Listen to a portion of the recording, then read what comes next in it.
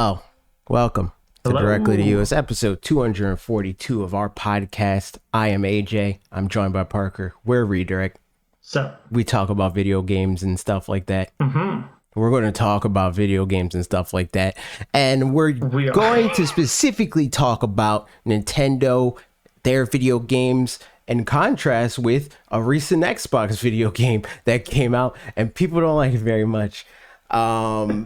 So, Parker, do you It's know true. anything about the Yeah. situation? Bits and pieces for sure. So yeah, most of the thing we'll be talking about Nintendo stuff, but this is in the news, so here we go.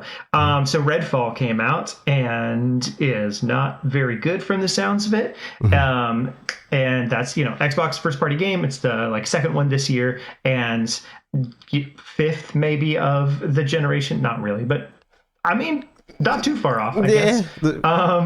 Major so- one, Yeah, exactly. So is Hi-Fi Rush, which was kind of received really, really well earlier in the year, but smaller, I guess, a little bit. And this one, highly anticipated in some ways, and then kind of fell flat. And then Phil Spencer went on, I guess Kind of Funny Games, you said. I didn't know where the quotes were coming from. I was like, he did a few interviews, I think, somewhere. but the big Okay. interview I'm seeing a lot of people pull quotes from and make articles from is the Kind of Funny Games interview. Gotcha. Yeah, that looks like that's the one on this article specifically too. So makes sense. But yeah, so he talked about stuff and compared Xbox to Sony and Nintendo, saying we're not quite doing what they are, and that kind of talked about Game Pass from the bits and pieces that I heard too, and how that's where they've had their focus. And he's disappointed in the Redfall launch, and they pushed out the door too early, a bunch of stuff like that. Right. So yeah, we're going to talk about some of those things. Yeah. Any additional insight you want to give before getting into it? What I'll say on this situation is I think that people are their expectations are unrealistic. It's bad on Xbox that this generation is shaping up in a way that it did, but it's not because of anything that they are doing during this generation. They are undoing not just the last generation of mess ups, but the way that their entire business was structured is why they're in the situation that they are. They thought that they can buy their way in, and you can't buy that kind of loyalty in the way that they are trying to.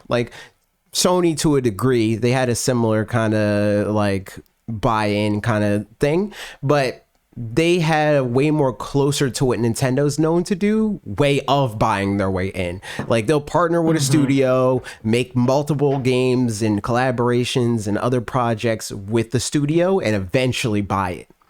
Microsoft is what are studios that people like a lot or have potential to be liked a lot?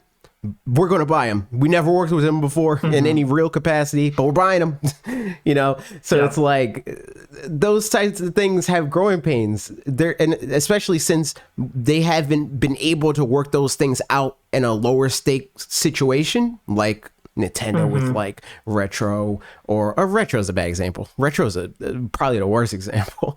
But more specifically, it's Sony, with Naughty Dog and stuff like that, where they made Crash Bandicoot way before they were owned by Sony, and made multiple games before Sony eventually was okay, we're going to buy you. Or Sucker Punch that worked with Sony for all of the PlayStation 2 generation, all of the PlayStation 3 generation, and then very later on got bought. And it was to a point where when they buy a studio, it's wait, they weren't already owned by them? That has never been the case with Microsoft. Every studio that they acquire is just a cash grab kind of, or that's the way that it comes off, because they're this is a popular brand, we want to make our brand more popular, we're going to buy the popular brand. I mean, or a situation like The Initiative or something, which that's right. That's where it's you just force a bunch of people together that are highly respected and highly regarded and stuff, and so expect some awesome thing to come out of that. But I think generally there's something to be said for a band that's played together for 20 years is probably going to be tighter than a super group of people that, you know, just got together for like 3 practices and are like, right, here we go. Yeah. So like there's, and that's not to say that these teams won't be really good or couldn't be really good. Sure. Yeah. But right. they're forced to grow in the public eye with the way that they're formed now. Whereas before, they could have like, if they had the correct infrastructure and they wanted to eventually make these super studios or whatever, they could have these studios work on stuff for as long as they need to get their stuff together in the background, and nobody, like, they're none the wiser. Like Retro is a closer, like, kind of, it is an example of this thing where like it's a bunch of like highly respected studios, but Nintendo wasn't forced to like parade them out in front of everybody and be like, we know you want games and we just bought a team that's going to make them. See you in 8 years. You know, it's like they formed the studio. It didn't work out immediately, but it didn't matter because they had studios that were working out immediately. And once they were able to produce, they did so at the highest level that like a lot of Nintendo studios ever have. You know, like Retro is one of their most respected studios. So yeah, there's that. Yeah, for sure. And to segue, it's interesting stuff. Speaking of their most respected studios, I want to look at all their studios and stuff like that and look into what they may be doing, what they just got off of doing. So that probably means that they're not doing anything. But before we can do that, I got to tell you about supporting this channel by going to youtube.com/watch3redirect or twitch.tv/watch3redirect and give them $4.99. It could be your money, or if you're on Twitch specifically and you have an Amazon Prime account like half of the planet, you can link it to your Twitch account. You get a free Prime Gaming sub every single month. In exchange for that, you get loyalty badges, you get free Switch keys from time to time, you got access to our supporters on Discord. We record this show on video, and you can contribute in the chat, and it becomes part of the show, and it's a great old fun time. Also, we have other incentives. They're on our Patreon. You can check out our Patreon. We did a Patreon episode of our podcast that you could check out. We talked about... okay... I think that we might need to retitle this because like the reason why we recorded it in the first place, the way that we recorded it was to avoid people not wanting to be spoiled on the Mario movie if they haven't seen it. But that was the headline of like, it's the Mario spoiler cast. So it's like, man, I don't know if I want to listen to this until. But anyway, we talked about the Mario spoiler cast, and we talked about the Point Crow situation and other Nintendo litigious things that are going on in the world of video games. And also we got a video coming out, so you might want to hit up the Patreon so you can see that before anybody else. That's right. Also something that I said that I wanted to say earlier and start always saying earlier is rate the podcast. If you're listening on podcast services, go to Apple Podcasts or Google Podcasts or any of the platforms that we're on and rate it. Can't tell you what to rate it, but if you like it, let us know. If you don't like it, let us know. Rate it. And if you're on YouTube, do all YouTube stuff, like, comment, subscribe, blah, blah, blah. But anyways, on to the studios. There it is. Yeah, studios. So Nintendo has a bunch of studios, some first party, some quote unquote second party, that kind of stuff. Let's talk about them. I guess so. I pulled up the Wikipedia page, and that has just all the different like studios and subsidiaries and that kind of stuff. I guess we just kind of go down from top to bottom. And so we'll be kind of jumping all over the place content wise, I guess, in that sense. That'll make more sense as we get into it. But let's start with the big boy, Nintendo EPD. Okay. So the question is, how do we want to break this part down? Because Nintendo EPD, I feel like they usually do like anywhere from like on a bad year, like 6 games to like 12, So like, if we look at like, if you open the like main article, Nintendo Entertainment Planning and Division, it shows a list of, every year what they've had. So for example, I'll just pull like a couple years and just give the list. So like 2017, they did 1-2 Switch, Breath of the Wild, Mario Kart 8 Deluxe, ARMS, Splatoon 2, Samus Returns, Mario Odyssey, Animal Crossing Pocket Camp. So most of the big games that year, basically. And then, but then there's some lighter years like 2020, which was just a lighter year in general. For everybody, 2020, but Animal Crossing New Horizons, Jump Rope Challenge, and Super Mario 3D All-Stars. But then, interestingly, 2022 also kind of a lighter year. Nintendo Switch Sports, Splatoon 3. So yeah, it seems like it's anywhere from like on the lowest side 2 games, i.e., 2022. Announced 2023, we only have right now Tears of the Kingdom, obviously, Pikmin 4, but there could be something else even this year that comes out for them that's not out of the realm of possibility by any means. And if the rumors are to be believed, then could be like Donkey Kong game or whatever. So right, yeah. So I don't know. All right, how do you want to split that? So I mean, if we're talking about what they're working on, like actively, I think that they definitely got a Mario game in the hopper for sure. That is definitely the case. But I don't think that it's their main, the biggest thing specifically. Yeah. Like I do think that the next big thing that they're gonna come out with, and it may or may not come to this platform, is the Donkey Kong game. I could definitely see that. I think the Mario game might be relatively smaller in the sense that like it'll probably be like, oh, yep, it's Mario again. And the only way I can like see them not doing the like, oh, yep, it's Mario again, is if whatever the next platform is drastically different, you know? Sure. Whereas like Donkey Kong, I feel like, has more room to like shock and awe. Because it's been a long time since we had like a Nintendo-led Donkey Kong game. And like, I mean, a possibility too is something we've kind of talked about before, that the Donkey Kong game is also the Mario game. Yeah. And that it's like headlined by the two in the same way that the movie, sort of was.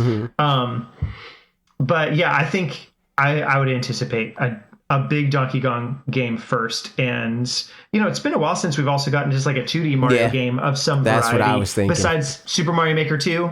So could be that we get a new one of those at this point, Yeah. And then... That's interesting. I mean, we're going to get at least also, one or two, arms is, like... Sure, the like wacky new fun idea. That's a new IP. I feel like, especially if the next time that we see something like that is on a new platform, or the next time that we see an effort from the teams that usually work on that sort of thing is on a new platform, it'll be one of those first like launch games, because they do typically like to launch within the window with a new IP. Yep.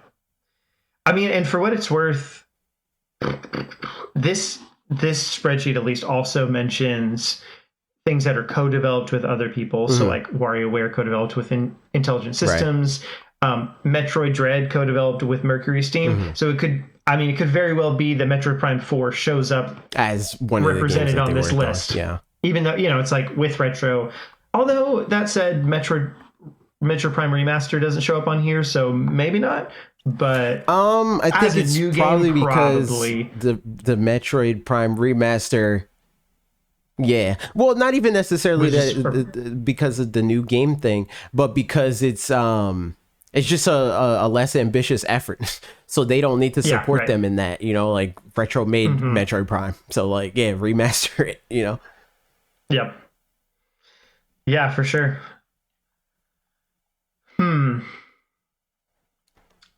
So otherwise, I don't think they're working on Splatoon in the immediate future. Well, we know they're working on the DLC. Probably, honestly. So the DLC is something that they're working on. Mario Kart, yeah, for sure. And like if we're talking like the here and now, like at the time that we record this, they're working on Pikmin. So yeah, for sure. That's a decent amount. Yeah, they've got probably a whole bunch cooking. So we'll see what comes from that. But I mean, that's basically like most of the like big heavy hitter Nintendo games are, a lot of them are coming out of there. Yeah. So next studio is Platform Technology Development, which isn't a game studio, I believe. I think this is... They're working on the Swap OS. True. No, I think usually that's NERD that works on the UI and stuff like that. I I think so. Yeah, okay, so looking at the things that they did, yeah, it's just hardware things, like straight up hardware stuff. Nintendo Switch, Pro Controller, 2DS XL, Nintendo Labo, Pokeball Plus, Switch Lite. Yeah, so it's just they're working on Pokemon Sleep, Pokeball, Pokemon Go plus or whatever. Plus, triple plus, yeah. They really are. So yeah, that's them. So not games, but that's what they're working on. Business. The next one's business development division. Basically foray into smart devices. So probably not working on a whole lot these days from this. Oh yeah, it does sound like they're like trying to move away from the mobile game development. As far as like how they were before, like they're not as gung-ho on mobile games as they were in the Mario run days. Yep. Yeah, which is still a fun time, you know, like it'd be interesting to see if they really leaned into mobile games and didn't just try to like, I feel like Mario Run was one of the few mobile games that they made where they were trying to like do stuff their own way. And then more and more with like Dr. Mario and other stuff, it was like, all right, we're just going to lean into kind of the way mobile games because Mario Run showed them that that's not what mobile gamers want. They're like, oh, okay, well, we can't do the Nintendo thing here. Or I feel like they could have, but it just wasn't worth investing the time and energy to figure out what that mix is, you know? Yeah, for sure. Maybe that's part of it. Because also I do think that like it would make sense for them to figure out mobile games because they do seem to be wanting to expand what their empire is, you know? Like I think if they have a real claim and like foothold in mobile gaming, that could be good for them. And it like aligns with the idea that they're trying to like become less of like a video game company and more of just an IP company. Where it's like it is interesting though, because sorry, go ahead. I was just gonna say they're already that, but they're that without trying to be that. Now they're trying to be that. So it's just tricky because like it sounds like a lot of times they'll say something to the effect of like, we're doing this thing with this IP to funnel people back to the games or something like that to some degree. Less and less using that verbiage, I think, with Super Mario Universal World, whatever it is, and with the Mario movie, obviously. Like, those seem like things that just exist as an extension of the IP more so than as an extension of the game. So that's great. But mobile games do live in, I guess, a kind of weird space where like, if they think conceptually about mobile games, how do they want people to interact with those? Is it like, do they want people where their whole experience of Mario is on their phone? And like, I think in theory that would be fine, and there could be a way to make that's fine. But I think they probably, the prestige side of them or whatever, seems to probably want like, yeah, but like this other game's way better. So like maybe go play that one. So yeah, it feels like a weird tension to live in at that point. I think I don't know. Like if they don't want this, they should want this, but they want all their IP to be Pokemon. Where it's like some people, maybe certain parts of their life, the main way that they engage with Pokemon is by buying plush and playing Pokemon Go, and that's literally it. But other parts of their life, it's like, oh, then I'll try Pokemon Scarlet, you know, I'll check that out, you know, and then you balance Pokemon Scarlet and Pokemon Go, and then, you know, like, that's what they want. It's like, there might be times where all you do is engage with them through their movies or whatever, but they want there to always be a way that you engage with their brands.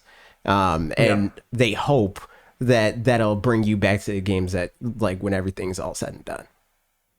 Yeah. What I wish, honestly, they would be able to do is just relegate certain IPs to being some of their mobile game IPs. And then like make games that are like, I don't know what that would look like exactly, but again, you know, like Nintendogs kind of a thing where like, all right, it makes just more sense on your phone than it does on the Switch, maybe. and then that's where we're gonna have that. I think they're kind of going. I think that would be them going backwards, personally, because like the most exciting thing about the Switch and them integrating all their like handheld and console studios was that you didn't have to like be on this like rotating conveyor belt of like, all right, now I hope that they use my franchise next on the platform that I specifically want to play it on, you know.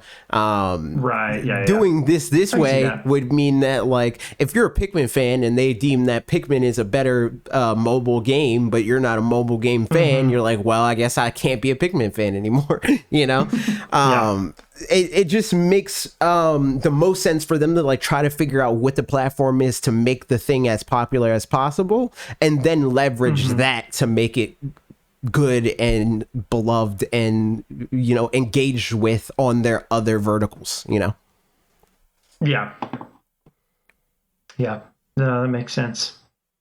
So yeah, that's the business development division. Probably not doing a whole lot, but they're probably doing a lot, but they're probably not making a lot of games. True. Yes. So the next up, these are R&D subsidiaries. Nintendo Software Technology. What do you guys do? Okay. They in 2021 worked on Super Mario 3D World plus Bowser's Fury. In 2020, they supported for Good Job, supported for The Stretchers the year before that, supported for Snipper Clips. So, interesting. I mean, it's been a while since we had like a Snipper Clips Stretchers kind of deal, because it definitely seemed like they wanted to like steer into that more around that time, where they kind of like what they were saying about Zelda for a while, where it's like, hey, it looks like Nintendo wants a Zelda game every year. It was looking like they wanted like a Nintendo supported indie effort kind of, and we haven't had one of those in a minute, so maybe they're working on one of those.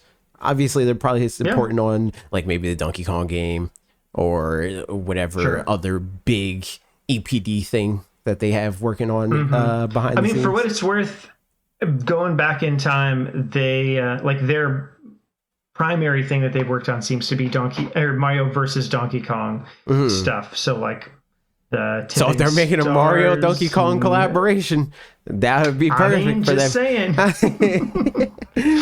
Yep. They also started developing Project Hammer back in the day, so they're bringing it back. You know, I mean, that was just Labo the robot one anyway, but you know. So yeah, that's them. Who's to say on that? We'll get to some more interesting ones in a minute, but there's still some kind of, I don't know, Nintendo specific ones that aren't EPD. So Nintendo Technology Development, they develop various software technologies, hardware tools, and software development kits for first-party use and third-party licensing across Nintendo platforms. They're working on Swap. They do some coding and stuff. So Swap, UI, UX kind of stuff probably. Inc. probably similarly, Nerd is next, and they do a lot of like... that kind of stuff, but then also I'm pretty sure they do all of the emulation stuff and like making the emulators for, you know, things like Super Mario 3D All-Stars, but then also all the N64 games and all that kind of stuff. Yep. They're bringing GameCube to Switch. That would be neat. That's what they're doing. Or maybe they're working on the porting, or not porting, but porting, literally. All this stuff to the next thing. Like if the next thing is as imminent as people think, true, they gotta be, you know, at least having that on their plate. Yep. So. Yeah, I mean, because you know we've talked about it before, but if the Swap doesn't just like have all of the features, like if your Swap isn't just your Switch upgraded kind of a thing, then I think that's going to be a huge loss. So I think important to have some teams dedicated to doing that. Right. So, all right, here we go. Moving more into the software, you know, studios and stuff. Again, is first up 1UP Studio, who has done. They're working on Mother 4. They used to be Brownie Brown. Yep. But I think mostly now they're like 3. a support. Yeah, they did. I think they're like working on, or they typically now they're like a support studio for Mario games, which I think is why they're Mario, and also it shows like. Looks like they helped some for like New Horizons and Ring Fit Adventure, but otherwise mostly Mario stuff for sure. Yeah. It's going to be a huge Mario game, Donkey Kong. That's right. Situation. Is this the longest we've had between like mainline Mario games? Probably, yeah. Other than maybe like Mario, Super Mario World to 64. So Mario World was like what, 91? Yeah, I think so. And then 64 was 96, 97. Yeah. And Super Mario. So I'm seeing if I can get like a little timeline. Okay, so we've got. I mean, okay, it depends how you count some things for sure. So the longest gap is between, from the looks of it, Super Mario 64, 1996, to Super Mario Sunshine, 2002. That's 6 years. Yeah. And then Super Mario Odyssey. And then it just depends how you count these. Bowser's Fury or Bowser's Fury, Super Mario Maker 2. Yeah. So, and then at that point, we just got 1 year in between each of those. So yeah, and I mean, those are new things. There was, even in Super Mario Maker 2, there's, Nintendo designed levels and stuff. Yeah, so I guess I'm not counting that. I'll count Bowser's Fury though. Bowser's Fury, that's like a half. That's like a half new game. I'll count that. But the Mario Maker, I'm not counting that. They don't get away with that one. Yep. So yeah, that's interesting stuff. So 1UP Studios probably working on some Mario stuff. IQ is an interesting one. They seem to do porting for China specifically, if I remember right. And I don't know that they've done something in a little bit. Yeah, I mean, I think the last thing that I know that they did was, I'm pretty sure they did stuff for the NVIDIA TV. Oh maybe, yeah, in China? yeah. The Zelda TV ports, the Twilight Princess or whatever. Yeah, and I could even be wrong about that, to be honest. Yeah, I don't think there's. I'm not seeing that they've actually done anything since 2019 when they just were hiring people. So I think it looks like mostly just being a support studio for EPD again, which makes sense. Works for me. Mario Club, debugging, quality control, and testing. Skipping them. Monolith Soft. Okay. All right, so we know Monolith. They've got stuff going on all the time, apparently. They literally just released a game that people are saying is like Xenoblade 4 or whatever. Like, it's like a whole new thing with that DLC. Insane. Also, they're helping with Tears of the Kingdom. Also, they're helping with a lot of Kaitos, apparently. You said what? Yeah. Apparently, they're also helping with Bait and Kaitos 1 and 2 HD remaster. I guess because they originally worked on. Yeah. They did. So that'll do it. But yeah, otherwise, they support-wise supported on Breath of the Wild, Splatoon 2, New Horizons, Splatoon 3, Tears of the Kingdom. So they're probably supporting on the Donkey Kong game. That's right, honestly. It's all hands on deck for Donkey Kong, it looks like, man. Apparently. For what it's worth, too, I'm pretty sure that we'd heard at least rumors that they'd helped maybe just like behind the scenes with Pokemon Legends Arceus and Scarlet and Violet. I don't know if they're credited for that, the studio, but people that work at the studio are credited. So I don't know if if that's why loaned out some people or something. I don't think that they list Pokemon Scarlet on their website, Scarlet and Violet on their website, like they do Animal Crossing and Breath of the Wild, and I'm sure soon Tears of the Kingdom, because it was more like environment designers that work there that helped with Scarlet and Violet. It's kind of like how the character designers for I think it was Xenoblade Chronicles X worked on Daemon X Machina. Interesting. Okay, that makes sense. But they didn't like credit Monolith for that. Right. They just credited the people that worked on what they worked on, you know. Yep. Makes sense. So yeah, Monolith Soft. I mean, so yeah, what do you think? I don't know. At this point, I think those are the things that they're working on. Is Future Redeemed and Tears of the Kingdom, but like it does seem like they have stuff come out way more often Future than I would Redeemed's expect. out, so yeah. Oh, that's true. I think that they're definitely working on another Xenoblade game. Right. They're definitely working on another Xenoblade game. I think that that's a gimme. Do we think that the concept art turned into something, or is it something that they're still actively working on?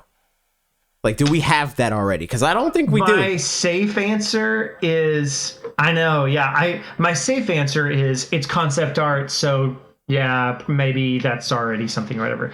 I want it to not already be something. I want that to be something that has yet to come out, because I think it looks cool. I mean, I also think, you know, Xenoblade's really cool, but it's different enough that I would like that to just be its own something. Because I feel like if it materialized into something already that we have currently, somebody would have pointed that out by now. Yeah, you know? I think you're right. And I mean, it could just as well have been thrown out, and they had just been like, we're not going to do this." True, but the way, like, how just how efficient they are. Something about that would surprise me. Like, it just kind of feels like they're able to just kind of like get stuff out, like especially the way like Torna, basically a whole nother game. Future Redeemed, again, basically a whole nother game, right? But it's a whole nother game just with Xenoblade stuff. Yeah, exactly. I think it's because it's within an established thing already. Like if they're building a whole new IP, you know, maybe that takes them a bit new longer. Systems and stuff. Yeah, yeah, I don't know. So I mean, that'd be interesting. It'd be fun to see that come out. Also, I mean, for what it's worth, it seems like, you know, I haven't played Xenoblade Chronicles 3 yet. I have it. I just haven't gotten a chance to start it. Probably never will at this point. But it sounds like it kind of, I think, wraps up the trilogy of games, maybe? Question mark? Maybe that's not true, but it kind of feels that way at least. So I wonder if, now do they move away from Xenoblade or just do Xenoblade Chronicles X port or Xenoblade Chronicles X2, something like that. Or do they just do a whole new IP? Could be Xenoblade Chronicles X. I could see the Xenoblade Chronicles X port, even though they keep saying that it's like somehow impossible, which is like mind-boggling to me. And hey, maybe that's the swap game. Maybe that's where the Xenoblade Chronicles X port shows up, is like it was impossible on the Switch, but now with the additional 2 gigabytes of RAM, we're now going to put it, like, who knows, man. Yeah. I mean, the impression that I got from when they've talked about it was less like a technologically impossible and more just like not worth it kind of a thing, of like the amount of time that it would take isn't worth the return on investment kind of a thing was the gist that I got. But also that's going off memory, so I could just be off on that. But I mean, you know, it'd be fun to play it. It would just be fun to have all of Xenoblade Chronicles on the Switch, because it almost is at this point. Yeah, got the first game, got the second game, got the third game, got the alleged fourth game. Just no X. That's right. Plus Torna. I don't know if I never heard anybody talk about Torna like it's a whole new game though. Honestly, I played most of it, but I definitely heard a lot of people say that about it in its time, at least. Gotcha. Not necessarily that it's like, you know, the next one in the story kind of a thing, but just that it like is a full standalone game. Like scope wise, it's a whole game, but like from what I'm hearing about Future Redeemed, it's almost like narratively, it feels like an additional thing, whereas Torn is a prequel, so kind of slots in. Gotcha. So there's Monolith Soft. All right, next up, MD Cube. I think we probably know exactly. Mario Party. I'm a guess it's Mario Party, probably. I'm a guess. Going out on a whim. I mean, looking at their lineup, they did do Clubhouse Games 51 Worldwide Classics. We're not getting another one of those, so it's just last Mario Party was Mario Party Superstars in 2021. So 2024, Mario Party, I bet. Seems like it's on a 3-year rotation. Well, I see the thing though about the next Mario Party. It is interesting because Superstars, and even before that was Super Mario Party, it seemed like they like get it. They got it. They're like, okay, you don't like the stuff that we've been doing lately. We're going to go back. Do we think that they're going to build off of that mentality and say, okay, I think the next one's going to be the best one in a long time. Best since when? Yes. Like, do you think best since that people are going to okay, that's what I was going to say. Do you think that people are going to compare with the GameCube game? Because the thing is, like, I think, like, for me, the fall off point was after 8. Like, I thought 8 was like solid. It was not really a problem with 8. It was with 9 and 10 and the DS games and stuff like that, where it's like, yeah. Which, for what it's worth, is when they specifically became the team for it. So yeah. Yeah, it does seem like it took them, like, you know, kind of doing the Mercury Steam thing, reverse engineering the franchise. Exactly.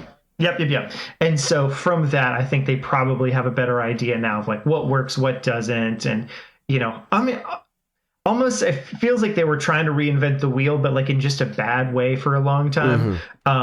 And now just do the classic thing. Like, people aren't getting together enough to play Mario Party to need the wheel reinvented. Like, just do a good, like, new stuff, but good.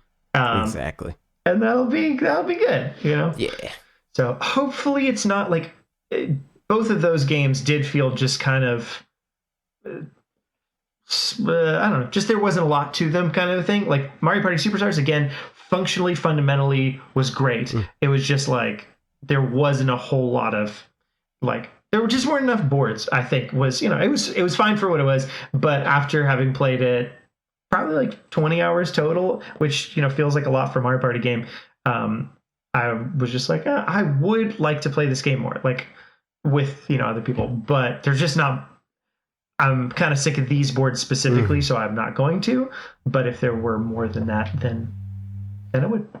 Yeah, that's the thing with like Mario Party. There's a few Nintendo games that I feel like, and usually it is like the games that are like more spin-offs, that would benefit from being like games as a service kind of situations, and Mario Party is definitely one of them. I would definitely and would even pay $70 for a Mario Party game that they add like 5 boards to every year for the entirety of the life cycle of that console.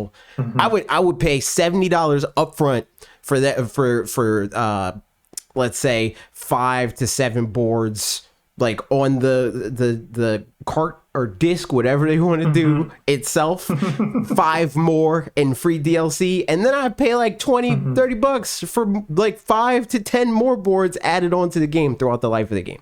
I would personally do that, especially if it's like a Mario Kart sort of situation where it's like the boards also come with 30 more mini games and 4 more characters or whatever, right? Like, I would dump a lot of money into something like that.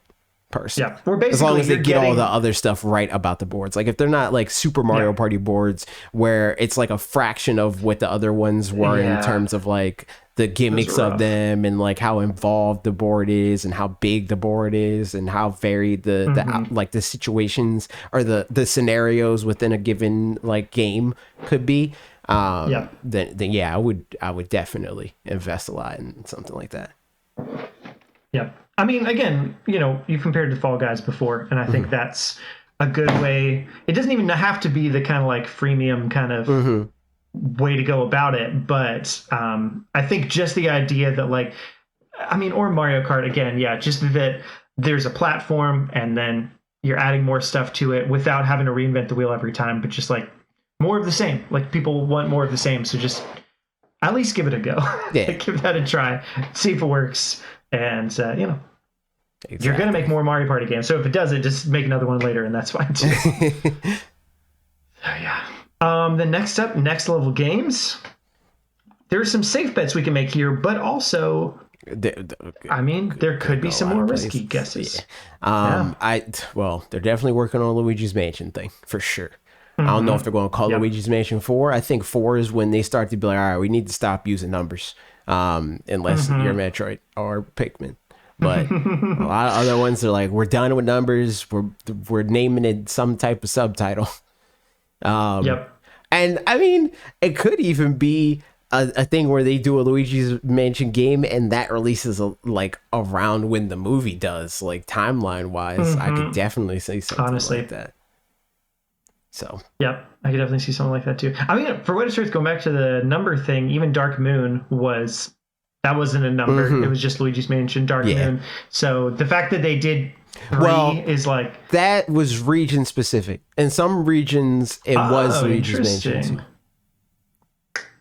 There you go. Like I think did not know like that. In Japan, Australia, and Europe, Luigi's Mansion 2. Yep. Nice. But I mean, I think it was a good call for 3 to be Luigi's Mansion 3, just because like I don't know, everything kind of needs a refresh on the Switch, I think. Right.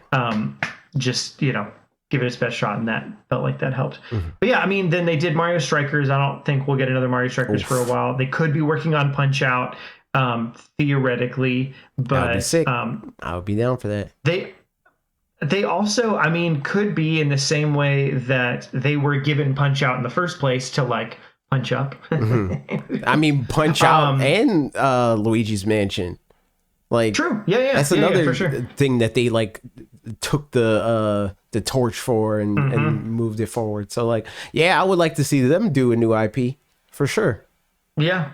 Or I mean, a new IP or a dormant IP that they. That's what I mean. I mean a new IP that they haven't been doing for them. Yeah. Yep. Any preference on which one? Ice Climbers. I mean, not. I don't know if Next Level Games is the studio that I would want to see make Ice Climbers personally. I mean, the like as far as like what we've seen from them so far, the most impressive game that they've done is Luigi's Mansion, and the thing that's most impressive about that game is like the spectacle of it, and it has interesting like puzzle mechanics and stuff like that. That could work for an Ice Climbers game, but not the Ice Climbers game that I would want to see. So what is a franchise that those two things would add a lot to a new iteration of? I mean, even thinking of like Punch Out, that seems like an interesting, like those are pretty different. Like Mario Strikers, Luigi's Mansion, Punch Out, like I wouldn't clump those in the same kind of thing. So I don't know that I'd put it past them to be able to do more like what. For sure. I think they definitely could do more, but I'm more so trying to think what would be the best thing that they could do. Because like Punch Out's fine. It's pretty good. Like their Punch Out was decent. And Mario Strikers, mechanically, pretty good. But neither one of those games is something I'm like, I need them to make way more of these. Luigi's Mansion, I'm like, yeah, man, rename them to Luigi's Mansion the studio.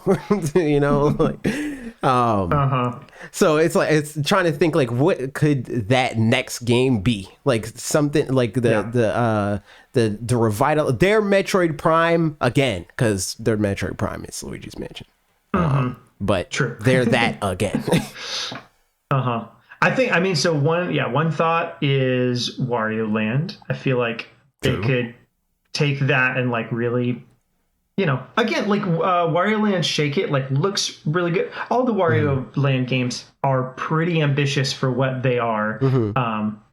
And we just don't have a lot of them, but like, I feel like they could do something pretty cool with that. But, that's not as big an epic. I mean, they could make it big and epic, whatever, but not as much as Luigi's Mansion. So other thoughts. I'm just looking through a list of. I mean, similarly to Ice Climbers, like I don't know that they'd be able to do what I want for Star Fox to be. Like that just feels like it's got to be an EPD. But like an EPD without Miyamoto has to be like a massive undertaking. and it can't involve Miyamoto.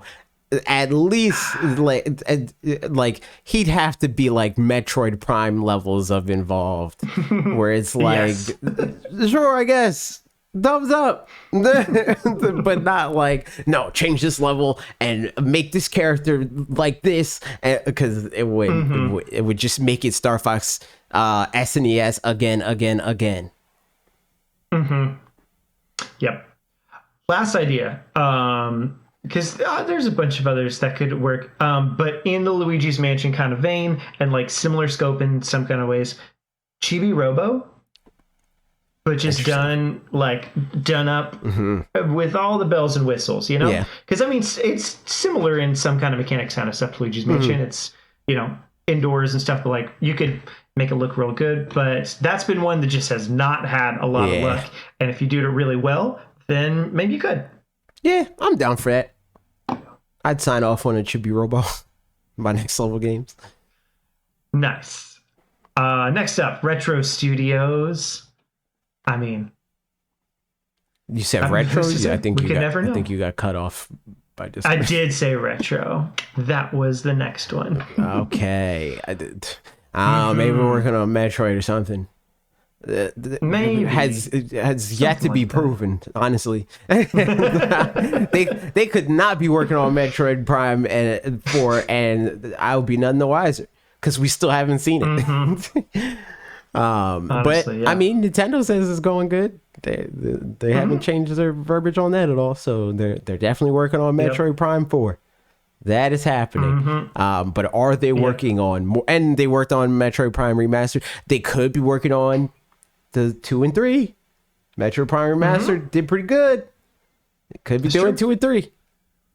And it sounds like they worked with a bunch of outside studios for Metroid Prime Remastered as well. So like that I don't know, that gives even more possibility that they could, you know, farm some stuff out a little bit for 2 and 3 in a similar and kind the of whole way. thing that we've talked about on the podcast before, where it's like that game was rated like 18 months before it actually came out. So it has been done for a very long time, and for all we know, they could be like 80% of the way done with one or both of 2 and 3.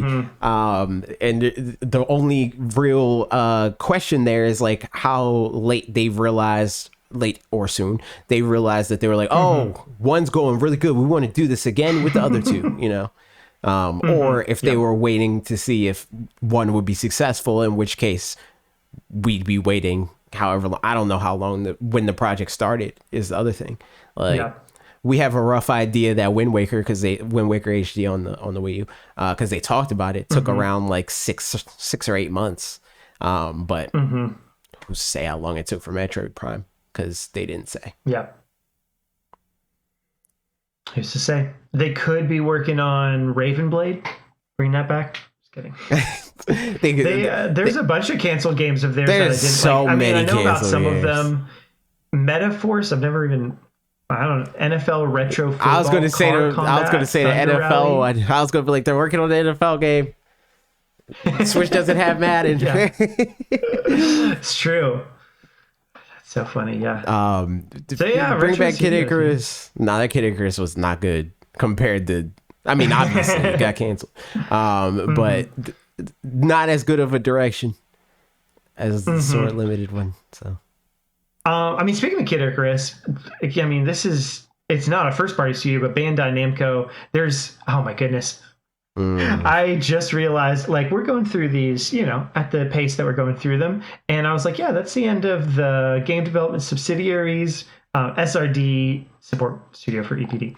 And then there's a whole list of affiliate companies, and we'll go through these a little bit faster. But some of these include straight up, you know, like ones that we would be talking about, like Bandai Namco. Bandai Namco, Camelot, Creatures, et cetera, et cetera. So, so Bandai Namco, I mean, they're their own thing, but also they work with Nintendo so much. Sounds like probably the Kid Icarus Uprising remaster, maybe. That would be cool. Smash Brothers ? Yeah. I mean, I guess. Okay, at this point in time, what would you want for the next Smash Brothers? I want them to either just do Ultimate with a few new characters, new stages, change up, balancing to make it more fair, improved online, that sort of thing. Or sure, if they're going to make an entirely new game, axe 70 of the characters that are in the game, right? Not 70, but like 40, 50 characters, cut the roster in half and rework all the existing characters, especially like the legacy characters, like the Marios, the Links, like every character that's been in the game since, I want to say, Melee is the cutoff. Yeah. Make them different than they currently are, because this game, like some characters, just like from a competitive aspect, and how like I've said before, I think all that stuff trickles down, where it's like something that works competitively will work like in spades for casual play. You won't know the difference, but you'll know the difference. Like it'll be an intuitive thing. But like Link's dash attack, that is straight out of the most archaic kind of fighting game I've ever seen in my life. He has the most like wacky doodle, like what was the point of this dash attack of all time. It's like that sort of stuff. Mario, his design is like fine in terms of like his balance. He works really well, blah blah blah. He doesn't get like drowned out by like the DLC characters, but like he is not really a representation of what Mario has been for the past 15 years, like he stopped at Sunshine and stuff. Yeah, exactly. Like after that it was like, all right, well, there's a Cappy taunt, like just incorporate all that stuff. Like he could be a way more interesting character. Or even if they don't incorporate stuff from newer games specifically, there's so much more of Mario that they can pull from to make him more of an interesting character. Same thing with Luigi. Like they did a decent amount to differentiate him from Mario in terms of like being a Mario clone like he was in Smash 64, but they could pull a lot more from Luigi's Mansion to make him like genuinely completely different. Like he doesn't even need to have the Fire Flower attack anymore, And even if they did do that, they can give him the Ice Flower or whatever, And the thing that we've learned from Melee too is that like people, in the same way that people keep playing Melee, unless they make just like Ultimate Pro or whatever, where it's Ultimate and with some additions and tweaks and stuff or whatever, like if they make moderate changes at all, they might as well just change everything, because the people that like want to play Ultimate that's not true. You don't think so? No. Okay. No. I think if they do like Ultimate Deluxe or whatever, like, and that's here's the thing that is different from like at large, the Ultimate community versus the Melee community. The Ultimate community was the Smash 4 community, was the Brawl community. Sure. Like they are definitely way more open to like, okay, on to the new thing. Whereas like Melee is like, no, I'm good at this one.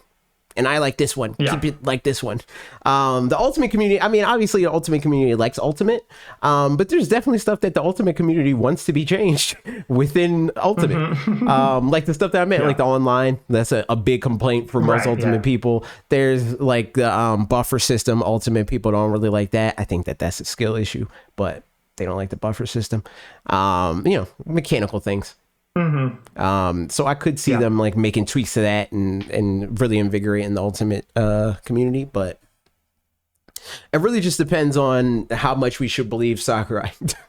Because the other part of it is like, even if they did, for whatever reason, a lot of the Ultimate community that buys, and the Nintendo community that buys into Sakurai and the things that he says, even though nobody lies about Sakurai more than Sakurai, like even those people that think that are like, oh, they're just going to do Ultimate Deluxe, and it's like, you truly think that they're not going to have to renegotiate all of the licenses for every character that's in the video game if they do Ultimate Deluxe? Right. Because I'm gonna tell you something, they will. And if that was the problem, and if that was the thing that Sakurai's like, man, I don't know if I'll be able to pull this off again, we're not getting Ultimate Deluxe. I think that's even less likely if what he says is actually true, which, just reading the tea leaves, I think is cap.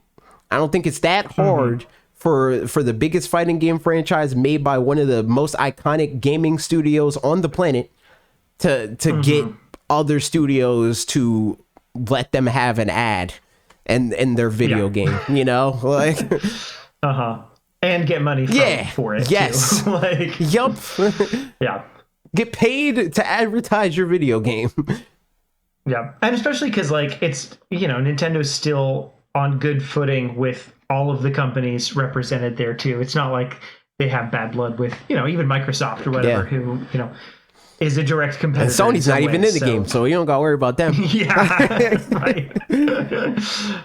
Yeah, man, that would be the most interesting. I mean, I don't want a Sony character in just because sometimes they're turds, and I don't love that. But I do think, man, the uproar would be really interesting. It's true. I mean, you know, I agree that Sony is a terrible company. But I would like to see Sly Cooper in Smash. That would be hype. Yeah, true. But he's also not that big of a character that he would be the one that they would add. They would add somebody stupid like freaking Nathan Drake, and I'll be tight. Drake. Or Kratos and like, cringe. But yeah, no. That's what I think. But I also think that Bandai Namco, like maybe more Pokemon stuff. Yeah, probably so. Next up then is Camelot, and honestly, looking at this one, like, I know I joke about it all the time, but unless, you know, next gen is coming pretty soon, and like, we have a Mario Tennis game, we have a Mario Golf game. We don't got Mario Baseball, man. Where's Mario Baseball? They aren't the team that has worked on it in the past. They're going to take it now. They totally could. Yeah, absolutely. You know, they could take some other Mario Hoops, Mario whatever, you know, entirely possible. But at the same time, like, I think if we were ever poised for a Golden Sun, Alec, if we were ever poised for a Golden Sun, it would be now. Like, things are successful, their back burner is kind of seemingly done as far as Mario Tennis, Mario Golf. So, like, I could see it. I'm saying we're getting Mario Cricket. I mean, it's one of the biggest sports in the world, I'm pretty sure, technically, as far as numbers go. It's true. I'm not going to look up that stat. I'm just going to say that with confidence. I mean, like, India is a very, very large country. It's true. And it is. They play and they love cricket, and other places do too. So, Mario Cricket. Here we go. Camelot making Golden Sun. You heard it here first. I thought we came to the conclusion it was Mario Cricket. Hey, I was it's Golden Sun Cricket. It's all the Golden Sun characters. Just Golden Sun. They're like, okay, fine, we'll give you Golden Sun. It's Golden Sun Golf. There you go. Oh man, the disappointment. All right. Next up is Creatures. They're in shambles. They got rid of their CEO and their president. True. Not actually, but they did. But not obviously not because of that. Not the shambles. I mean, they're probably working on friggin' Pokemon models right now. True.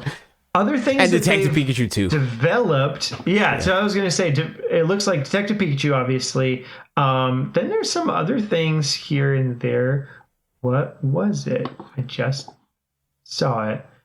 They did like Pokemon trading card game, Pokemon Ranger series. So like maybe they could head up a little side project thingy. I'd be down for Pokemon Rangers. I don't need Pokemon trading card game. We have that already. I do. Apparently the actual like mobile game Pokemon trading card game is going away in a little bit. Yeah, but they got another one. Maybe there's also a separate one. It's Pokemon TCG Live or something like that. Nicole B worked on that. Do you know Nicole B?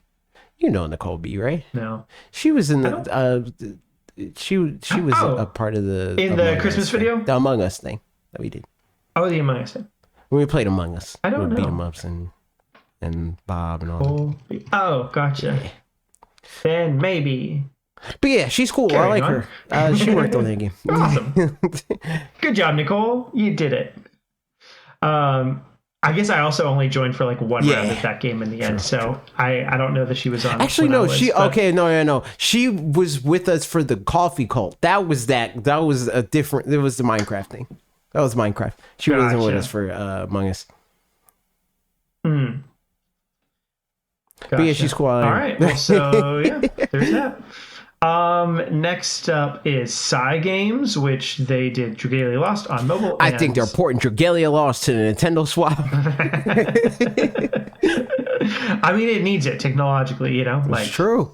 You got it. Now, it looks like they're mostly just doing iOS stuff, and that's the only like. I'm just looking at things that they've done, but they're not.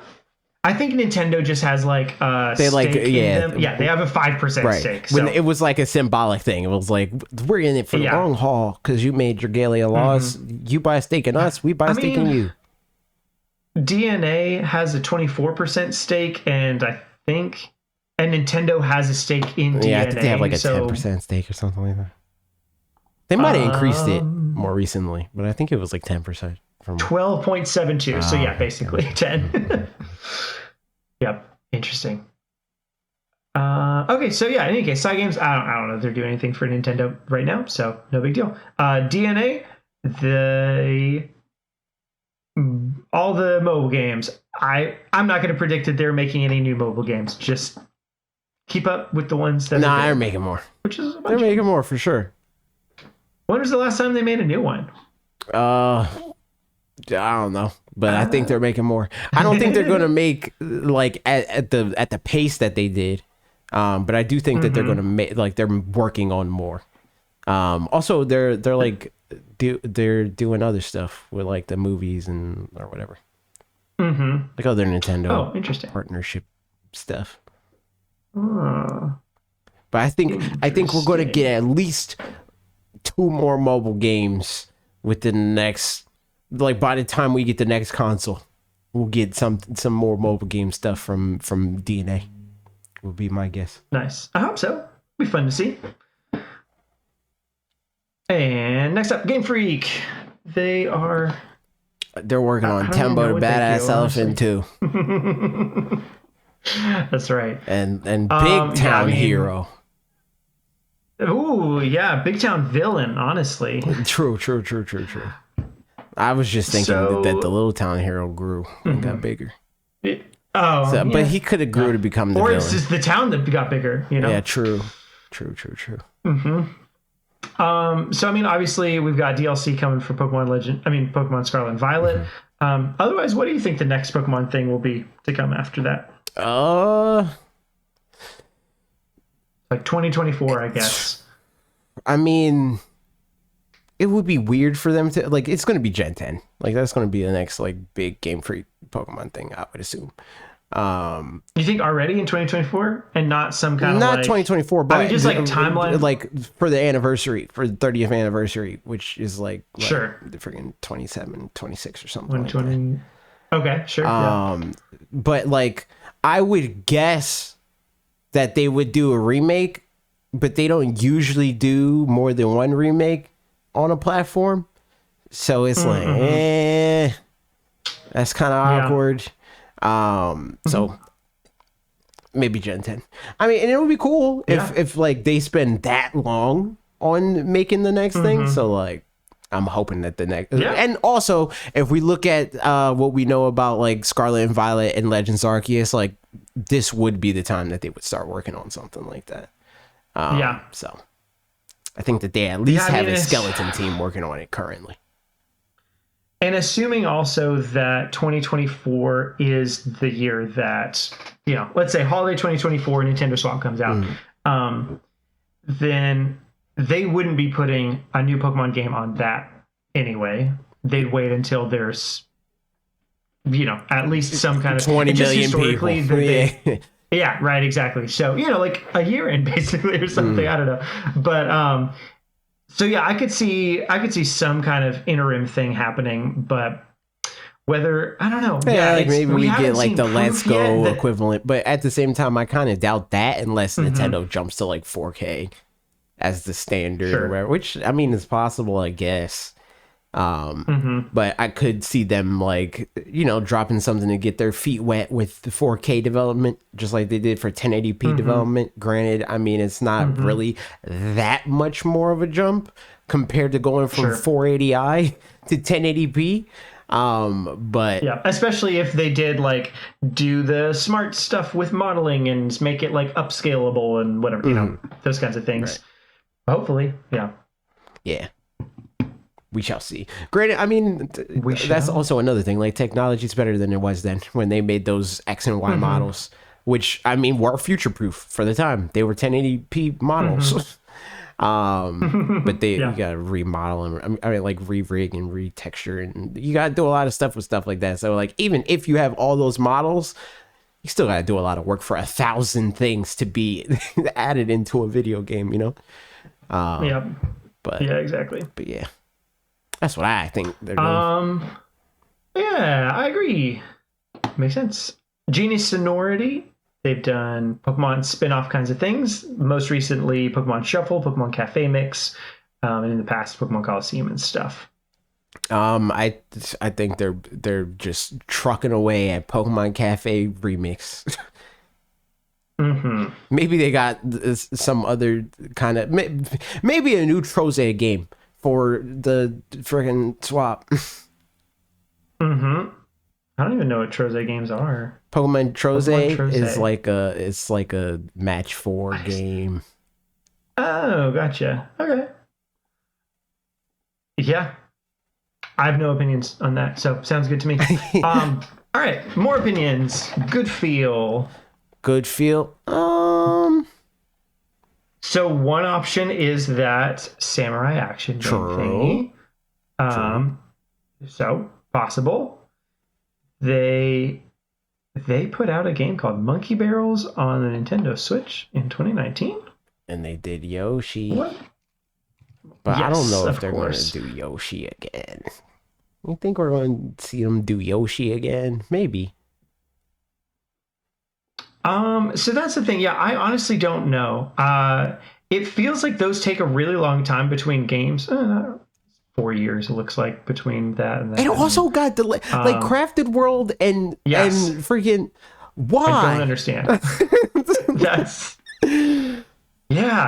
That's what I don't get. So like, it does feel like it's a like once per generation kind of thing, and they haven't put out something again. Apparently, they put out Monkey Barrels, which didn't know, but they haven't put out like Nintendo first party game kind of thing since Crafted World in 2019. So it feels like we're due for something from them, and not to just wait all the way until the next generation, a next gen, to then get a Yoshi game.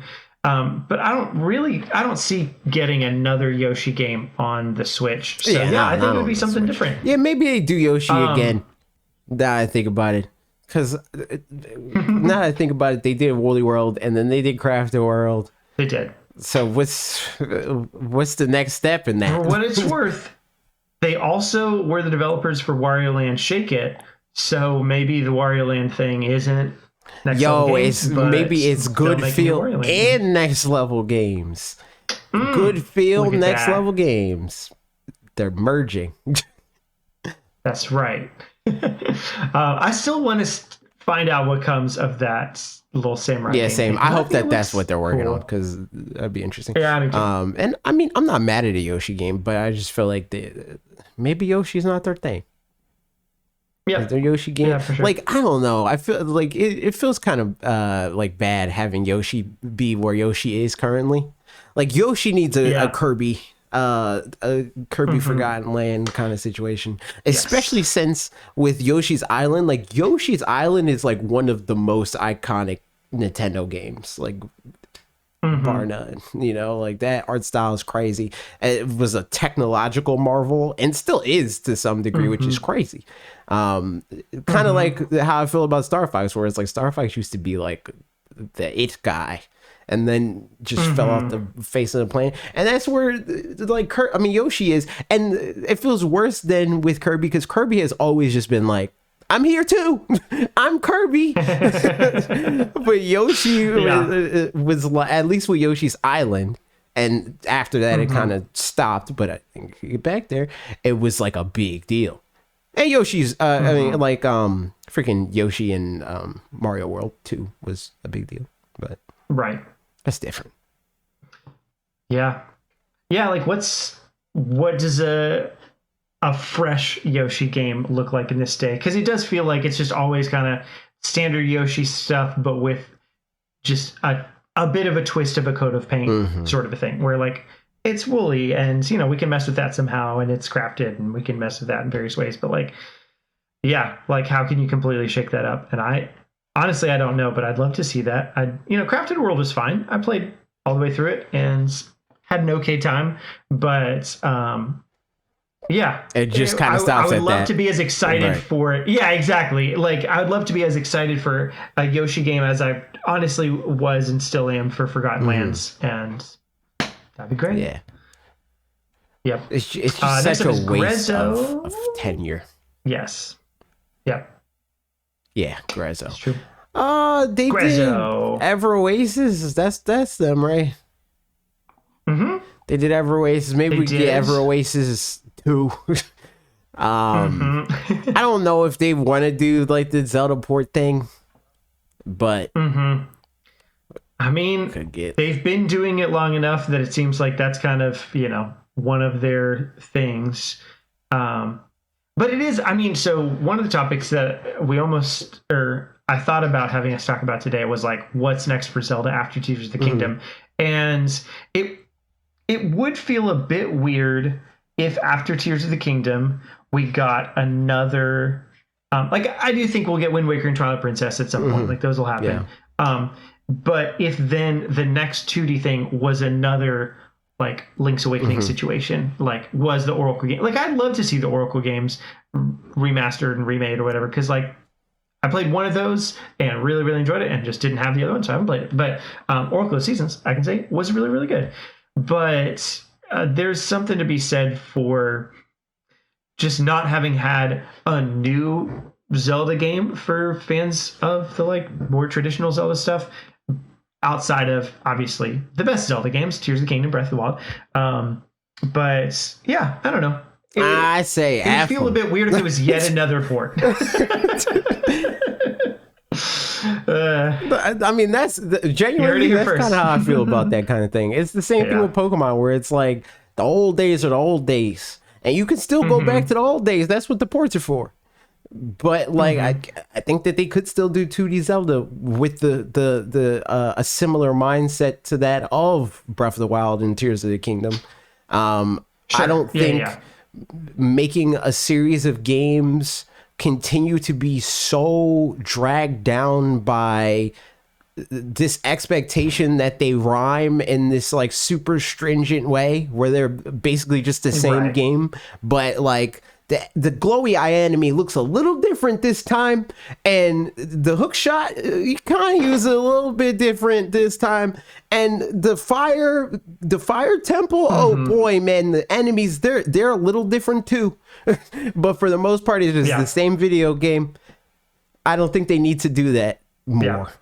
I mean, I guess for what it's worth, I probably less even meant like structure wise and more just like in general, just that there be another new game. Honestly, like Cadence of Hyrule, like take that as a pretty good example of like just a new thing. Exactly. But it's as opposed to a port. Yeah. But no, I definitely agree. I'd love for it to evolve past what it's been in the past. Cause like, there's also so many games at this point that are copying the traditional Zelda format in terms of like temples and all that stuff that like you can get your fill from that. From like Blossom Tales or the other ones that I'm forgetting. Or they could do a Link to the Past port and in the same kind of vein that they did Link's Awakening, like everybody wanted them to do. Like it could just be what Pokemon looks to be starting to do, where it's like, hey, you want that old thing? Here's the old thing. People don't want the old thing, it turns out, but people say that they do. So give them the old thing. And there we go. And then also, I think that's a video, Parker. I think that you should make a 2D Zelda video and say what a 2D Zelda game should be in the year of our Lord 2023. True.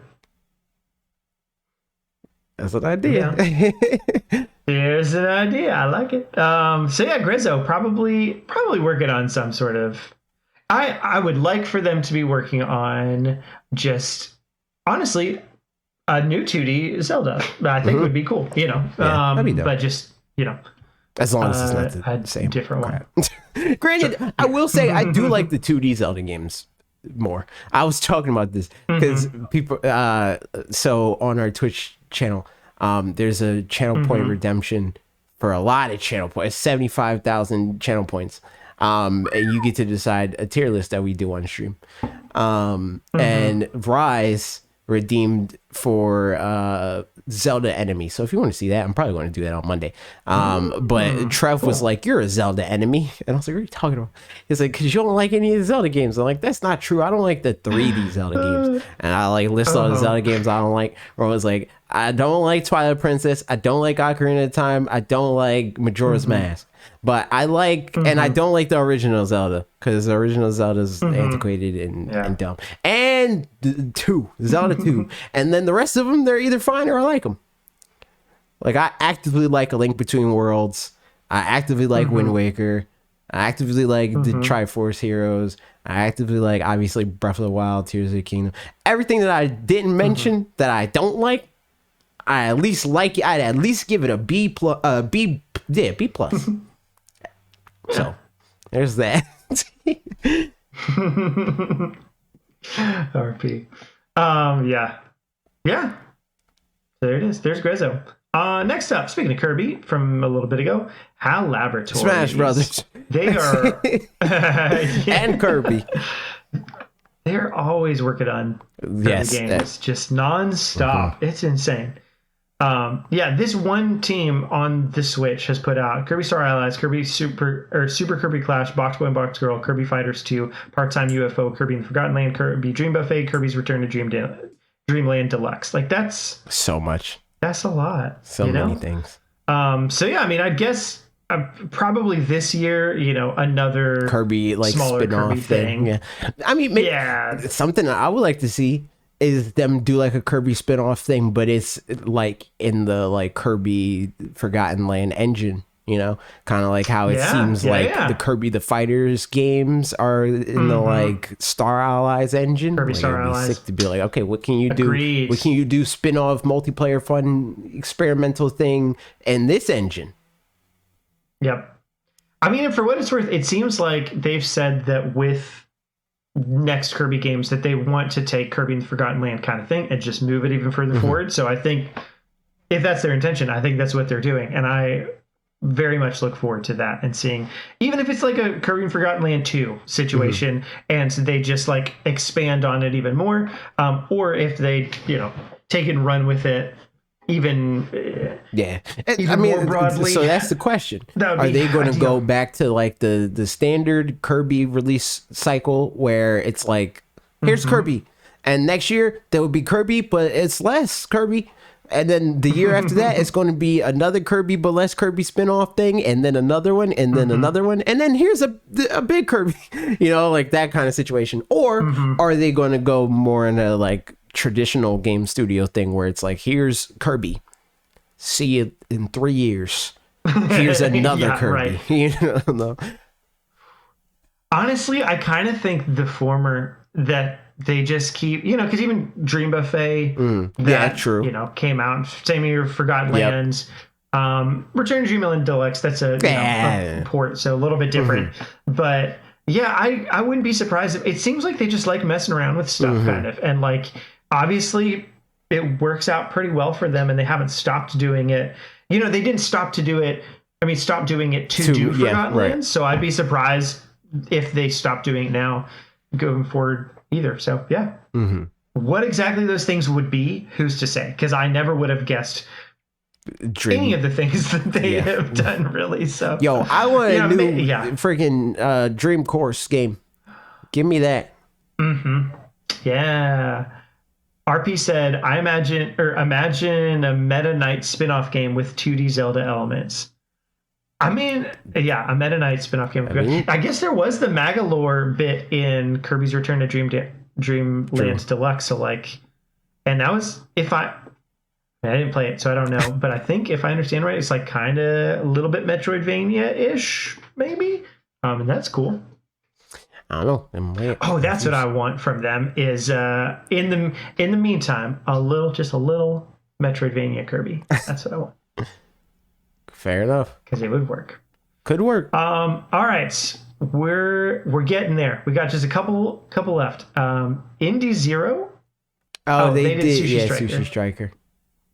Have they done anything since Sushi Striker? I don't think so. Not for Nintendo in any case, I don't think. I think they're out of here. No more. They co-developed Big Brain Academy, Brain versus Brain, and Dr. Kawashima's Brain Training for Nintendo Switch. So, I mean, yeah, maybe they co-develop more of those things. Yeah, that'd be cool. I'd be down for that. I need to get that game. Mm-hmm. You do. Better get on that. Intelligent Systems. Fire Emblem. Always be doing stuff. Yeah. Fire Emblem. Hopefully a better WarioWare. That would be sick. Mm-hmm. Yeah. And yeah, I mean, let's see. Okay, so for what it's worth, looking back, some other things. And then also, yeah, Paper Mario obviously is in their wheelhouse. Yep. But some other stuff is there.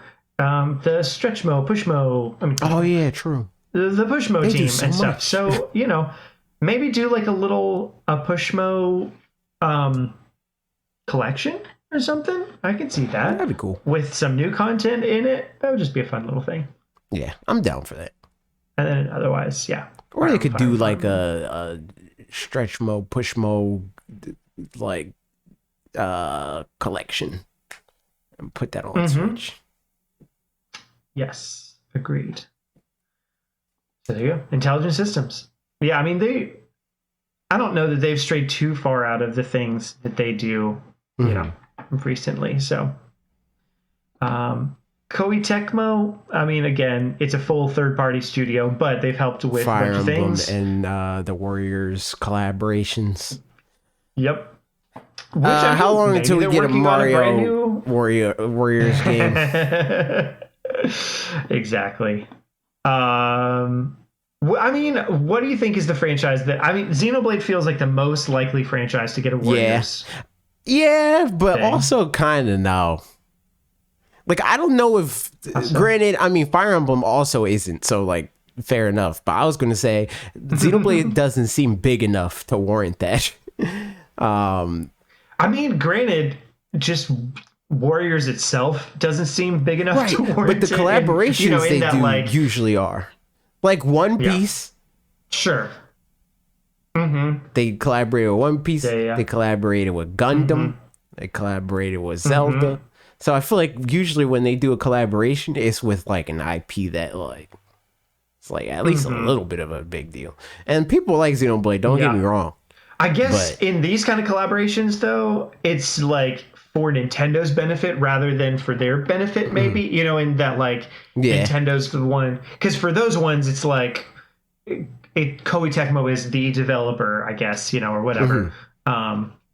And so like they're getting a pull of a thing, whereas in this case it's like Nintendo's like, hey, can you make this game with us, sort of thing. So a little bit different feel. So I could see them stooping down in popularity for IPs to be able to do that if Nintendo's like requesting it. But still, yeah, so probably some of that. And like, I mean, they seem like they helped with Fire Emblem Three Houses. Wouldn't be surprised if they just support on a bunch of Nintendo stuff as well. So probably doing more of those kinds of things. Yeah, looking at their list of things. I don't know. Platinum Games. Well, they're working on Bayonetta 4. They said that already.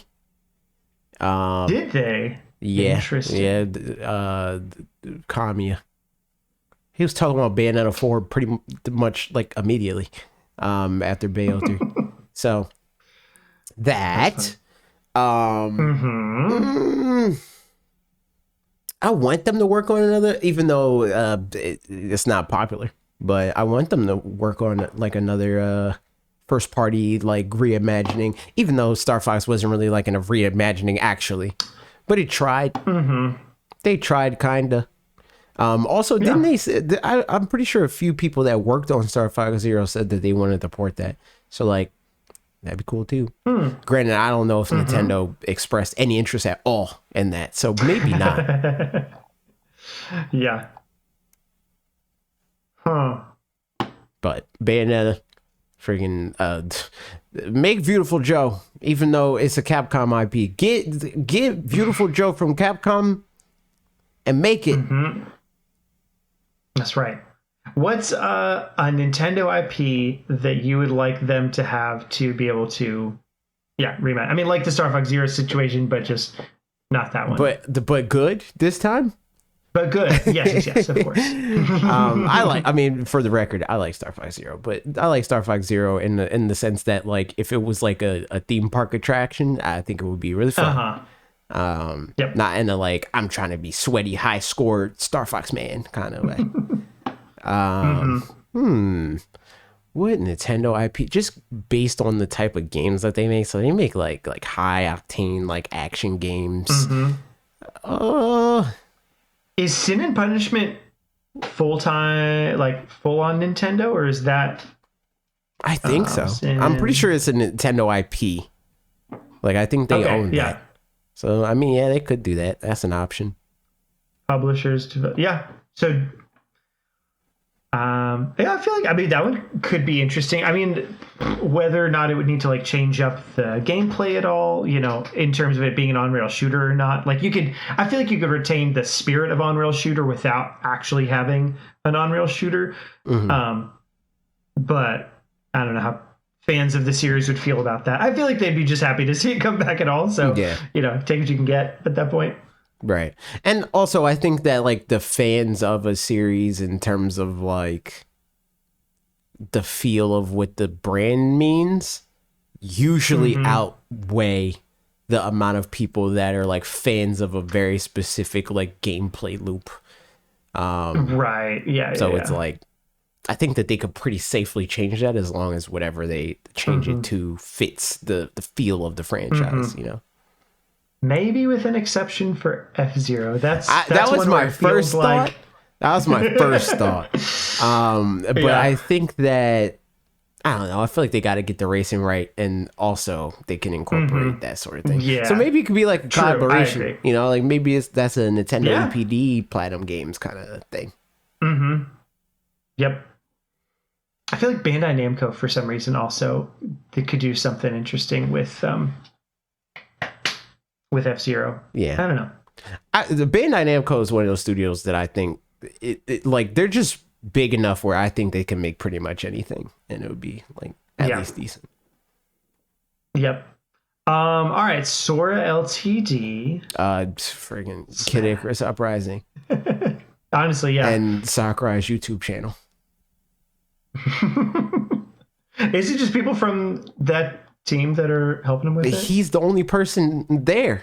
That's Sora Limited. It's just him and his wife. It's just him? Yeah, it's literally just him and his wife, and then they're contracted to then contract other people. So, like, with Sora Limited, in terms of, like, their involvement with Smash Brothers, like, he got contracted by Nintendo as an independent contractor. He then hired his wife, and they, like, along with Nintendo, hired Bandai Namco. I'm pretty sure HAL Laboratories actually also assisted in the game. They then hired those people. So I think that that's what's going to happen here. If he's working on another game, then they're going to hire whoever to work on the game that they think is a good fit. Assuming that what they're working on isn't Smash Brothers, which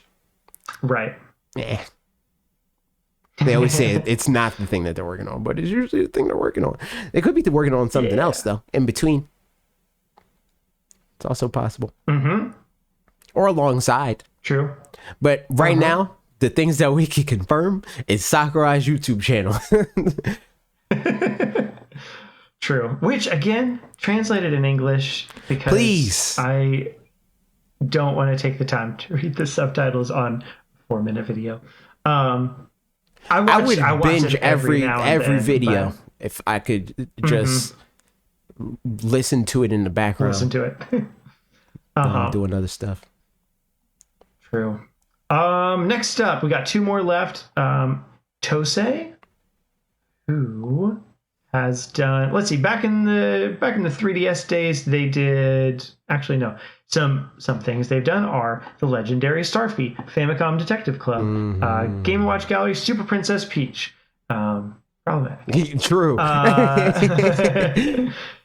It looks like, though, in the Switch era, they kind of support team for Splatoon 2, Paper Mario, Famicom Detective Club, WarioWare Get It Together, Dragon Quest Treasures, Crisis Core. They're working on the Starfy comeback. They're bringing it back. Honestly, that'd be great. I would love to see it. But no, it probably is a support team still. But it would be sick if they brought back Starfy. I never played Starfy before. I wouldn't play it. Yeah. What? Yeah, it's I think the last one was on the DS. Probably. I think. Is that the only one? No. I think there's like 2 or 3, but there might just be one.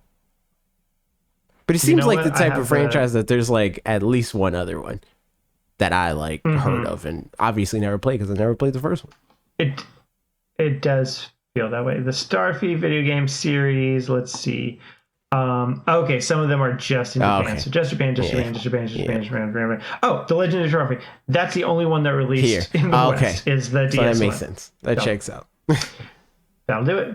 Which is funny because that seems like such an, I don't know, kind of universal thing. Like, it doesn't feel like that would be too hard of one to. I don't know. Whatever. Maybe I guess that happened a lot in the. Maybe it's brain confusion. Maybe like Luma's got too popular. We can't have Luma's and also Starfy in the same market. Well, now Luma's wanting to die. It's true. You know, that's. But that makes us want it more. So. It's true. Last one is Vanpool. They did. Has freaking what's it called? The Dylan's knockout. Western. They did Knockout City. Yeah. Those kinds of things. Seems like they just kind of been like co-developing stuff recently with HAL on the Switch. Because they did all the Dylan games. They did. Bring Dylan to the swap. That's another game that like I've always wanted to play, but I like in the moment I'm like it's not a big enough game for me to want to commit to. There's another game here that just came out. I'm gonna play this. That was one of the only ones that in the early Switch days when there were 3DS games in the Nintendo Direct alongside Switch games that I usually was like, get these over with. But that was one that I remember seeing Dylan's Dead Heat Breakers and being like, honestly, if it weren't for the fact that it's a 3DS game, I'd be kind of interested in that. Yeah, I'm down for Dylan. Just not down enough to play it on my 3DS. So put it on Switch. And you can't anymore anyway, so look at that. I mean, I guess you could buy that one. Yeah. Physically. Yep. The other ones, I think the other ones were digital only, yes. if I remember right. Yep. So there you go. So yeah, Vanpool probably working on, probably just co-developing stuff with HAL Laboratories. But I'd love to see them do a Dylan thing again. Or no. Yeah. I don't know. Didn't they do the Mario Kart circuit thing? There's somebody doesn't look like it. There's somebody did that on that. That was like weird. Yeah. Not important. Huh. Well, I must have missed whatever studio that was that did that. I'm going through things, but in any case, that's all the things. All the studios. And to be honest, there's technically even more because there could be various third parties that do things that Nintendo publishes stuff and all that. So these are regular partners and stuff. We could be in the weeds forever if we expanded it that far. Yep. But we are just in an interesting time where who knows what's next for games and stuff in general, because we just know Tears of the Kingdom and Pikmin and that kind of stuff. But we're not playing Tears of the Kingdom yet, but we are playing these games we're about to say words about. It's true. Let us begin. So I am mostly just playing Pokemon, but really not even. Nice. Because this week was my bye week in the draft league, which is cringe. Because my last match was against Slim, who I told everybody I was not looking forward to that. Because first of all, it was an unknown quantity in the sense that like I didn't know what he was going to do because I was the I was the first person to battle him, so like his whole battle strat was like going to be showcased on me. So it was a guessing game, which is the thing I hate the most about this video game. So I battled him, and I went 2-1, which is cringe. And then I had a bye week, which is annoying because it's like, especially after I take an L, I want to like freaking get back in there and battle again. But now this week I got battled Mega Man, and Mega Man's been talking the most ish out of anybody ever. And I don't know how many times I got to tell Mega Man there is nobody in this whole draft league that I am more prepared for than Mega Man. Literally no one. Like, I'm excited to see that. What day are you streaming that? Is that Monday? I wanted to do it on Wednesday. I wanted to do it immediately, but Mega Man's like, I got to prepare. And I'm like, that's crazy that you're talking all this hot stuff. And you're out here trying to prepare for a week for the child's video game. Like, so probably Tuesday, because that's when most of the battles seem to be happening, is on Tuesdays. Nice. But, because it like resets every Wednesday. Yep. So like Tuesday's kind of the last day. Yep. Well, I'm excited to see how that goes. That'll be a fun little time. Yeah, we shall see. I'm gonna freaking embarrass him. I'm telling y'all now. Let it be known. Love it. But also, still Pokemon, I got vouchers for Tears of the Kingdom, and I was gonna use my other voucher on either Advance Wars or Pikmin. Pikmin's coming out in like freaking June or July, and Advance Wars, I'm like, I don't know if I'm thinking about using it anymore. It's the same dilemma for me. You bought Advance Wars? I think that I'm going to use my other voucher on Violet, because I wanted to get Violet anyway, so I could do a Nuzlocke, a Violet, because I already played through Scarlet, and I'm doing the Soul Link on Scarlet, and I don't want to like have 3 files on it. I don't want to do all that. It's too much. Sure. Plus, it makes it easier for me to like have like be able to like shiny hunt for like Violet exclusives, and not ask people to do it for me and stuff like that. And it's like, yeah, blah, blah, blah. Yeah, that makes sense. So I'm gonna do that, and I'm an interesting thing because like I've thought about also buying like getting it for Tears of the Kingdom and then using the other one for like a game that I have physically, but I'd like to have digitally because it's annoying to just have it physically or whatever. Because like I'd love to pop into Mario Odyssey every once in a while, or I'd love to pop into Breath of the Wild every once in a while. But I don't really feel like maybe I've loaned out Breath of the Wild to somebody or whatever. Exactly. So like I've thought, I don't think I'm gonna do that. Like I think I'll probably save it for actually a game that I don't own, but it's definitely crossed my mind. I'm probably going to get Violet though, because I do want to do it. Nice.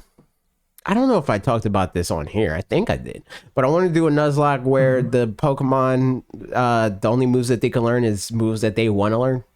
So like you can ask the Pokemon if they want to learn the move or not.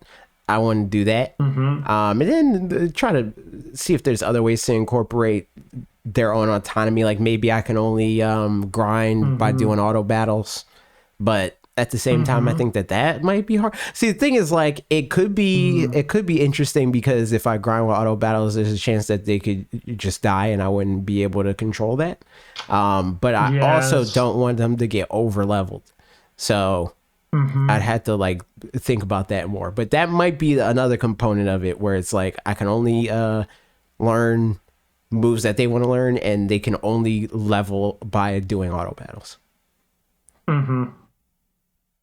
Interesting. But we'll see. Well, that's fine. Yeah. I mean, let me check real quick, make sure there's nothing else, but I'm pretty sure it's just Live Alive.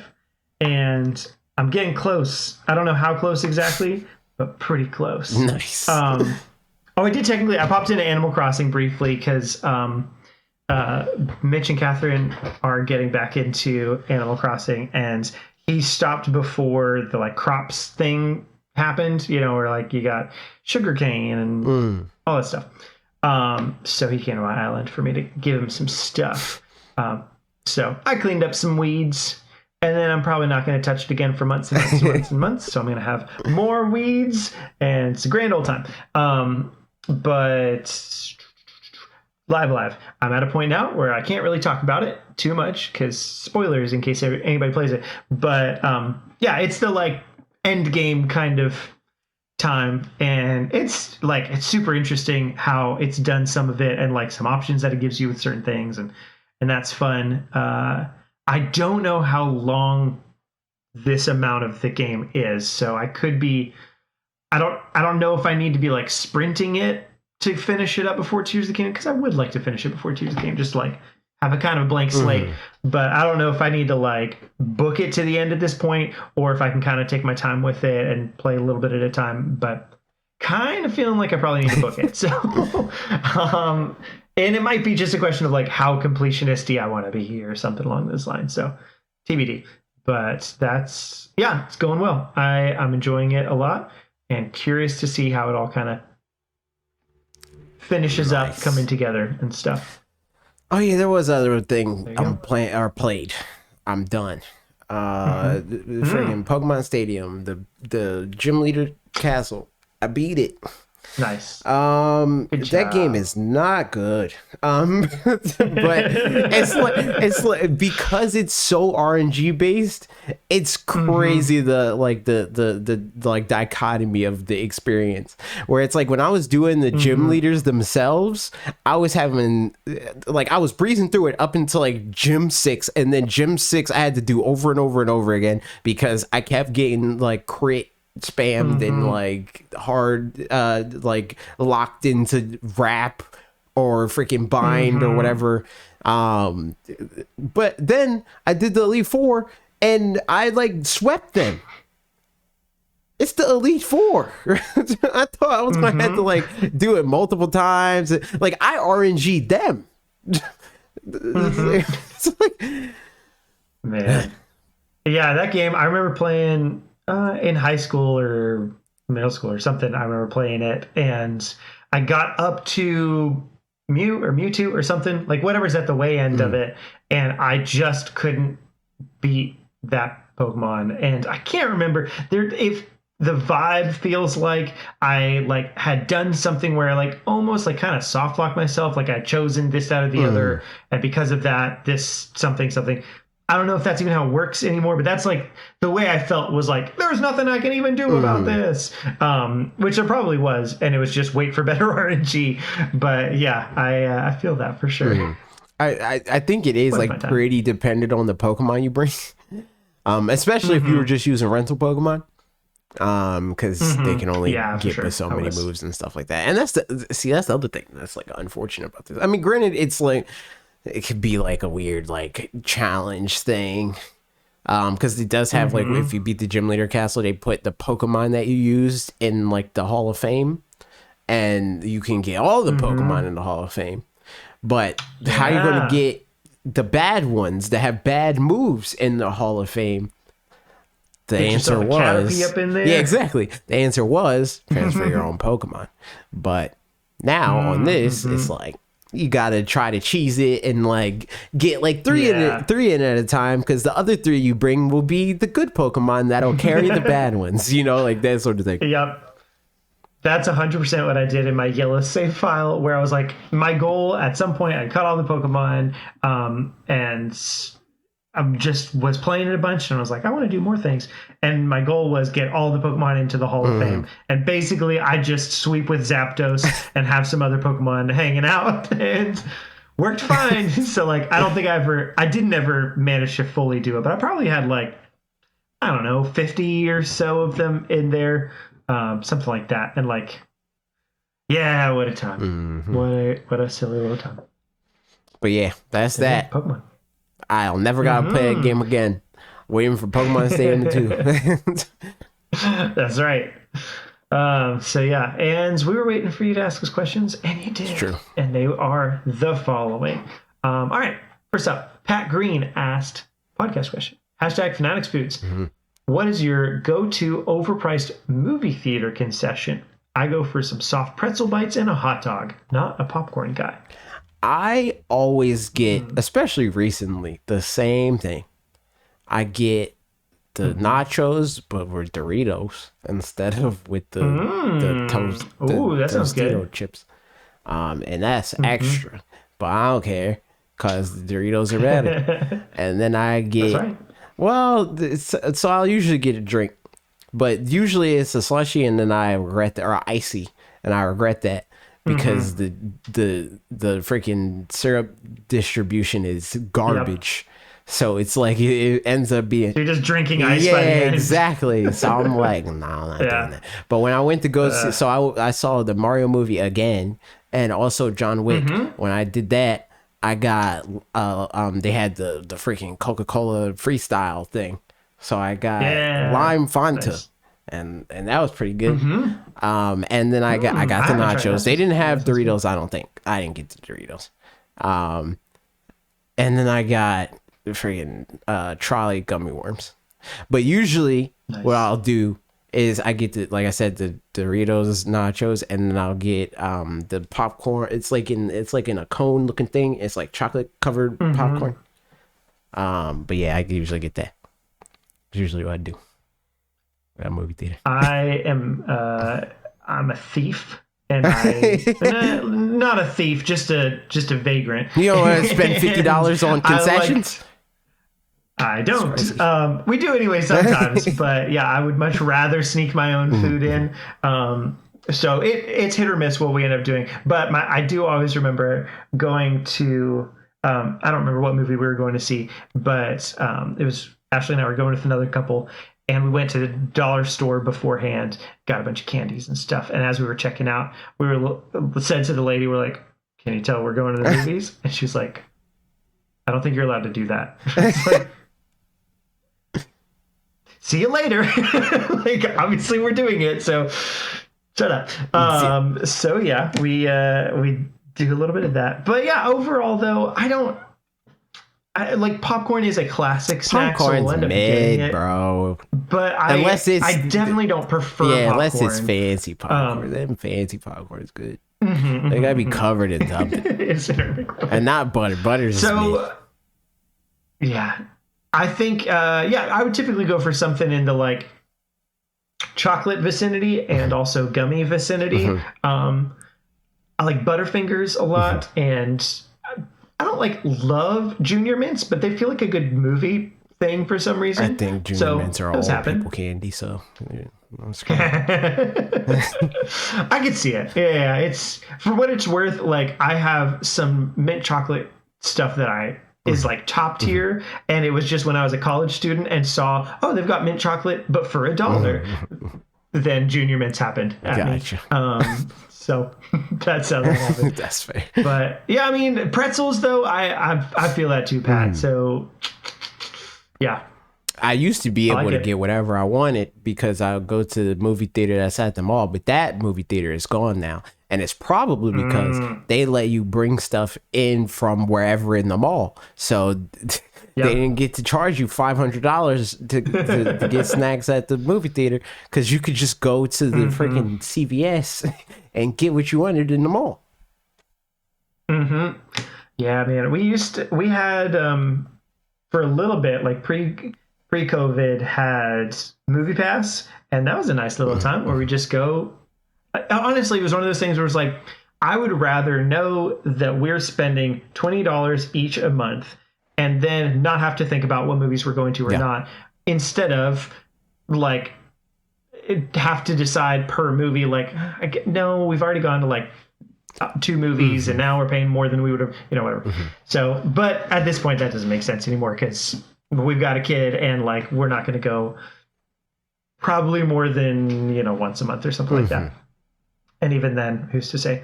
For that matter, though, Guardians of the Galaxy Volume 3 is out, and I didn't even know that was already out. I knew it was coming out, but yeah, that came out tonight. I guess it comes out at midnight or whatever. I don't know when I'm gonna see that. There was no discussions of that, so we'll TBD. Honestly, Yeah, I don't know. Maybe next weekend. Maybe, I don't. Yeah, who's to say? we'll see. So there it is. Next question, Mick, which also, thank you for the correction on the pronunciation. I assumed because the two Micks were different that they were pronounced differently, but I appreciate the correction. If anybody else, I pronounce your name wrong when I read your things, let me know. People because I don't want to almost never do that.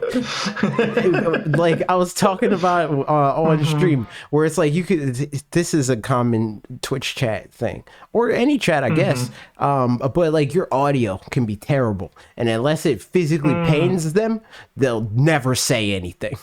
Ever. Like I'll be like streaming with youth, and I'm like talking to youth the whole time, and I'm like 20 minutes into the stream, and they're like, "Wait, youth's here?" And I'm like, "Where are you?" They're like, "We thought you were just talking to yourself." And I'm like, "What? Doesn't make any sense." But that's another thing is I'll be like somebody new will come in the chat, and I'm like, "Oh, hey, so and so," or maybe it's this. Let me know, and they'll never say anything ever. They're just like, "All right, I guess I'm called that now." And I'm like, "Yo, I want you to tell me what you want me to call you." So thanks, exactly. Mick. So again, thank you, Mick. Yeah.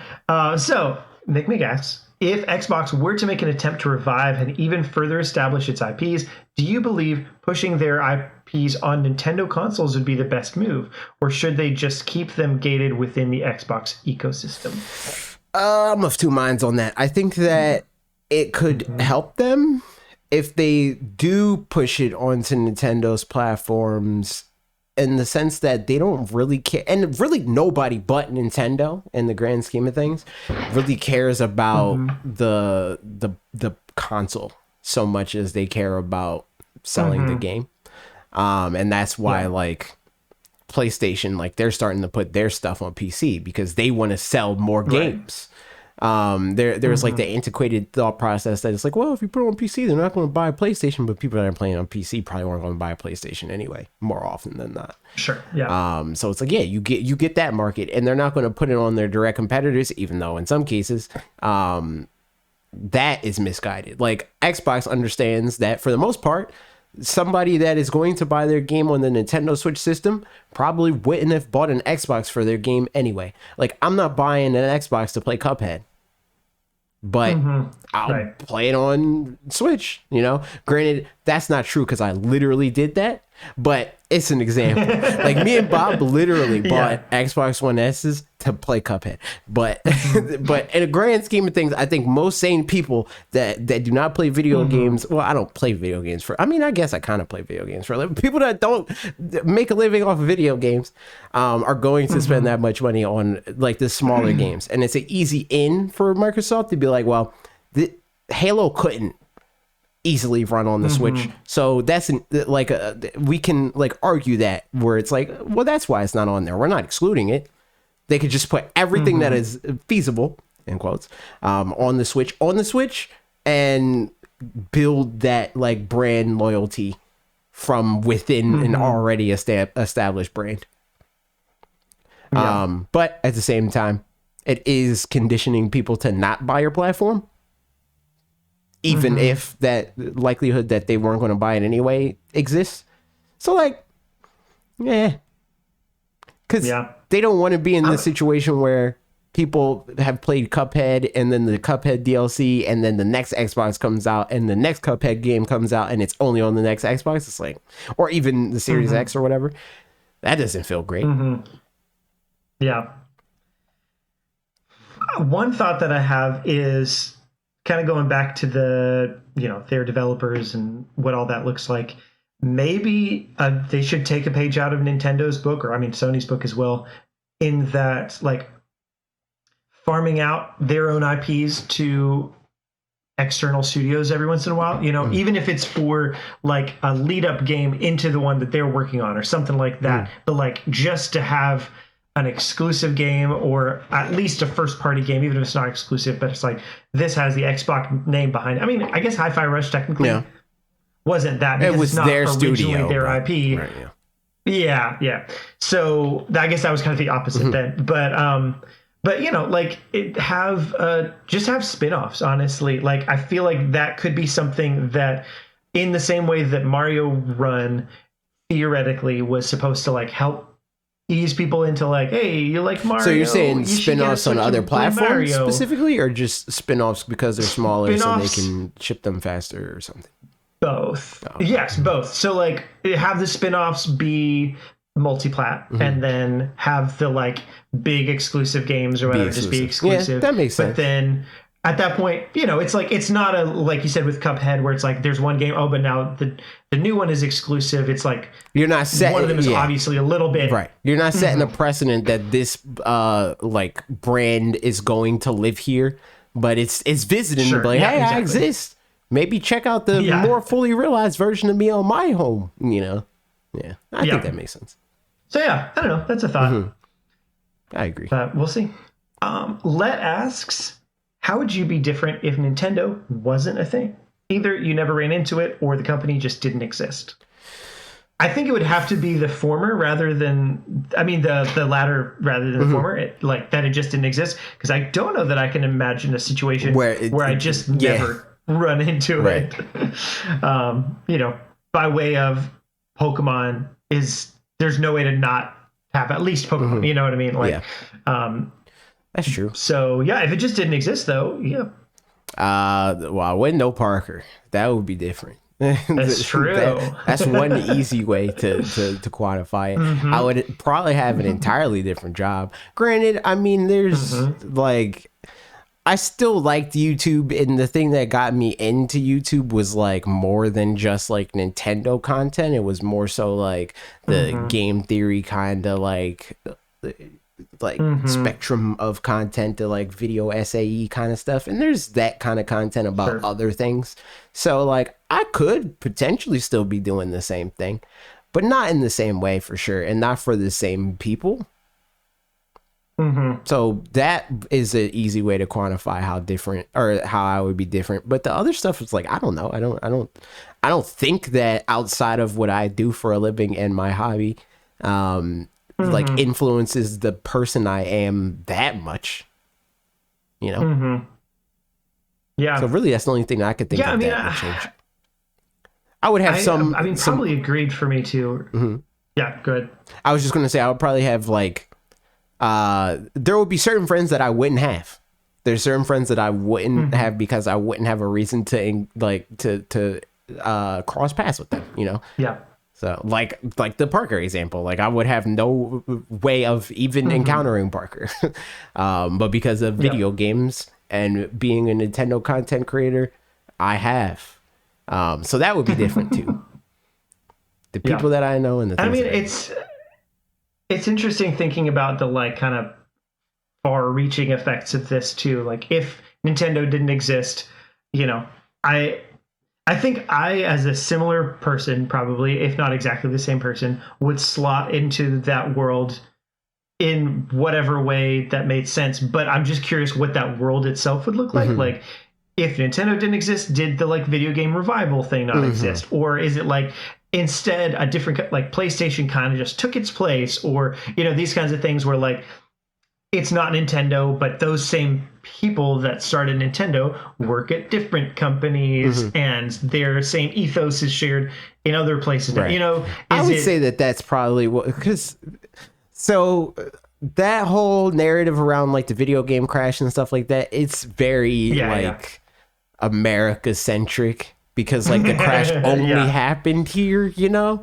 So like video games might not have immediately been as big as they are now here, but the same thing that happened with like Pokemon, where it's like Pokemon's taking over Japan and now they're bringing it over here, would have happened. It would have still happened. So maybe that's not Nintendo, because maybe they aren't the like dominant force that they are now or were then. If they didn't specifically succeed here too, but something tells me that wouldn't happen, because it's not even like their dominance here was even close.